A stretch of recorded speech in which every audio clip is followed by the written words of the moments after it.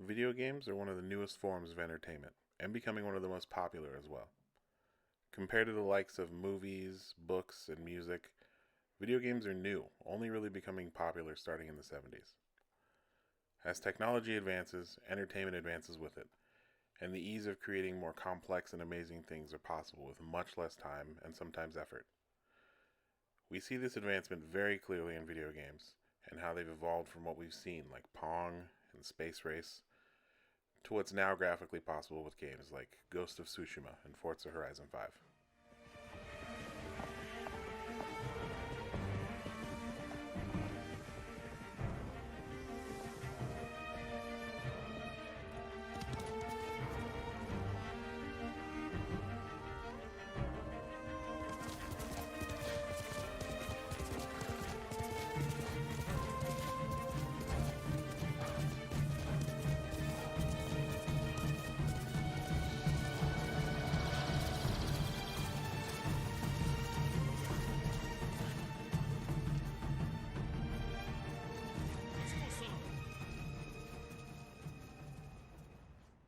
That growth is immense, and it's not just visual.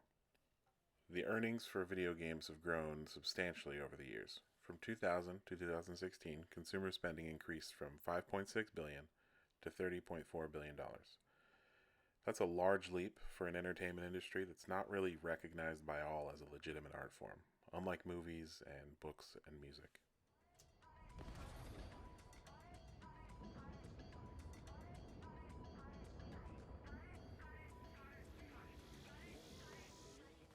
Video games have even been used for simulation by pilots, training in the military, and also in school to make learning more engaging for students. With the growing popularity of video games and the advancement of technology, it's easier than ever to become a video game player. And now there are entire generations of people that will play more video games in their first 10 years of life than someone like my dad will in his entire lifetime. So, how are these games affecting us? Are they rotting our brains, like my grandpa used to say? Or are they making us lazy and keeping generations from learning how to work hard? I think that the more important question that should be asked here, and the topic I'll be talking about, is how do video games affect our mental health? The importance of one's mental health is becoming more and more mainstream, and that's a really great thing. Mental health is just as important as physical health in so many ways, and teaching these values can be really beneficial to society as a whole. When it comes to video games, one of the many reasons why someone would start to play on any given day is to escape. They want to set life's problems aside and live in this world to find peace in something they can actually control. And that's okay. We do that with movies and music and any other activities that make us happy. The issue that can come with doing that is the consistent need to escape. The amygdala is the part of your brain that governs fear and negative emotions. And when you're feeling those negative emotions and you distract yourself, you're actually suppressing those negative emotions. If this becomes something that you do far too much, with a consistent suppression of those negative emotions, someone could develop a condition called alexithymia. Alexithymia is a condition in which someone can't determine their own inner emotional state. And this can be a real issue, especially in younger individuals. And all those negative emotions can cause emotional outbursts. Going back to that idea of escape, many people use video games to escape from their inner thoughts, whether that be because of depression, anxiety, or anything like that. That can be very useful, but the reliance on video games or addiction to video games is where the biggest problems tend to take root. Like most other forms of entertainment, video games can be detrimental to students and people who suffer from different forms of mental health issues. But they can also be very beneficial, even when they're games meant for commercial audiences. It all depends on how they're used. Video games have actually been used by numerous doctors for people that suffer with different types of mental health ailments. For instance, people that have a hard time socializing with others were tasked with playing cooperative and competitive games. Being able to socialize and play with others, whether it's together or competing, has shown very good results with people struggling with socializing. In this particular instance, it was shown that people wanted to go back to playing video games, but not to escape from the world. It's actually to connect with friends that they made and continue to work and play together with them.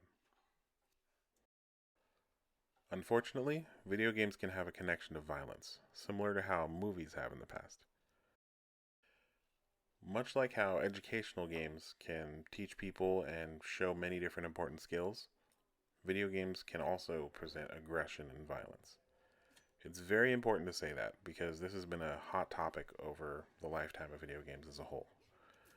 And as games began to look more and more realistic, the acts happening in the games started to look more realistic as well. And with a direct action coming from the player, I can see how a parent would be upset with violence in video games. With that being said, though, seeing these acts of violence and aggression do not tend to lead to personal violence and aggression by itself. It's far more important to look at the health of the individual and assess from there. Video games will affect people in many different ways, just like any other form of media. So I think that it's very important to not blame an art form for the actions of individuals. But are video games harmful for our mental health? Well, they're a legitimate art form, and that comes with a lot of baggage, much like movies, paintings, and music.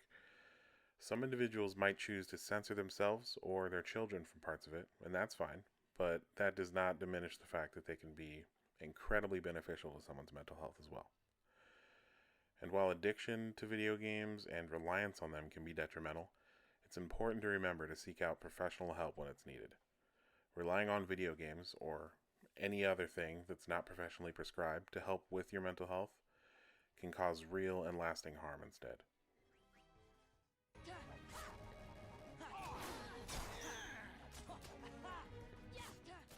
Video games can help heal mental wounds. They can make you nostalgic for the past. They can introduce you to music or show you how to fly an airplane. But at the end of the day, video games are a tool that is used for entertainment and learning. And just like any other tool, if it's used incorrectly, it can be damaging to the user. But using this tool responsibly can also be an incredibly rewarding experience.